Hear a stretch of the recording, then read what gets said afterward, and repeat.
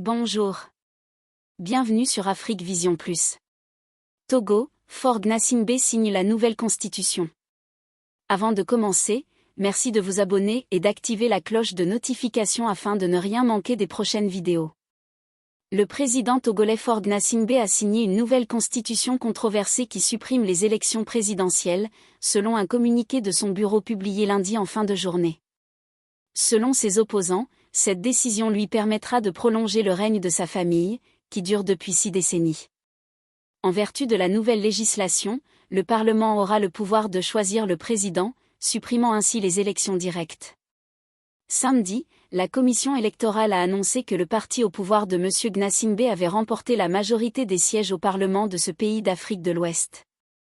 Avant le scrutin, les libertés civiques et médiatiques ont fait l'objet d'une répression. Le gouvernement a interdit les manifestations contre la nouvelle constitution proposée et a arrêté des personnalités de l'opposition. La commission électorale a interdit à l'Église catholique de déployer des observateurs électoraux. À la mi-avril, un journaliste français venu couvrir les élections a été arrêté, agressé et expulsé. L'autorité togolaise de régulation des médias a ensuite suspendu le processus d'accréditation des journalistes étrangers.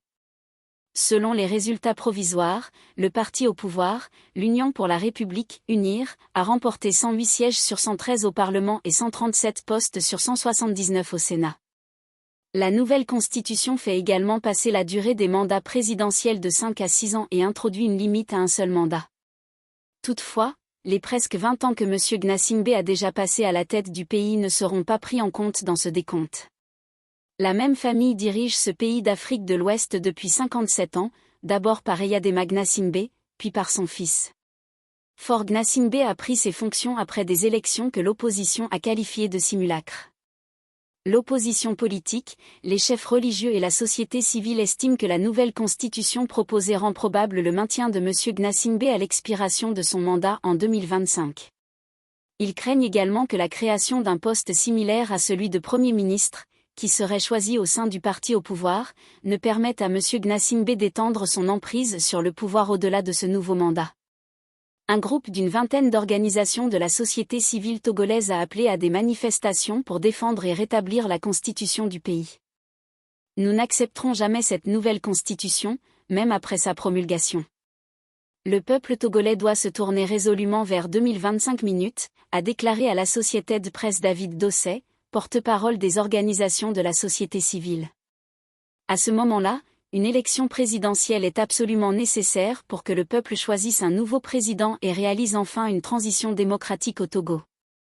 Merci d'avoir suivi cette vidéo jusqu'à la fin, aimez et partagez afin d'augmenter la diffusion. Merci de vous abonner et d'activer la cloche de notification afin de ne rien manquer des prochaines vidéos.